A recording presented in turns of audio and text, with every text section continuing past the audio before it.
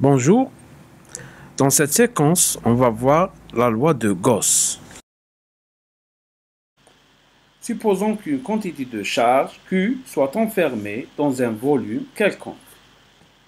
Dans ce cas, le flux sortant de la surface englobant ce volume aura la formule intégrale surfacique de E de ce champ fois l'élément de surface ds.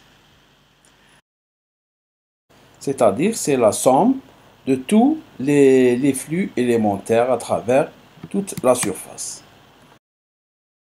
D'autre part, on sait que le champ électrique E est égal à 1 sur 4 pi epsilon 0 fois Q sur R au carré. Q, c'est la charge totale et R est variable. Elle dépend de l'élément de charge choisi, c'est-à-dire la distance entre l'élément de charge choisi et l'élément de surface à travers laquelle le flux va sortir.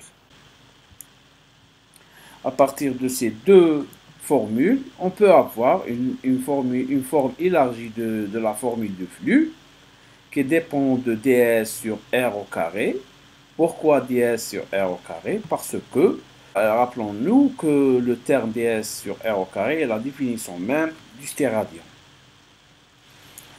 Et si on choisit ou on suppose que cette surface élémentaire est celle d'une sphère, pourquoi une sphère? Parce que la sphère tient bon pour tout type de surface. Donc, dans ce cas, cette intégrale est égale à 4pi. Parce que la surface d'une sphère est égale à 4pi r au carré. Donc, à partir de ces deux formules, on peut avoir la formule connue de Gauss. Et cette formule a la forme intégrale, c'est-à-dire l'intégrale surfacique de E fois ds égale à Q sur epsilon 0.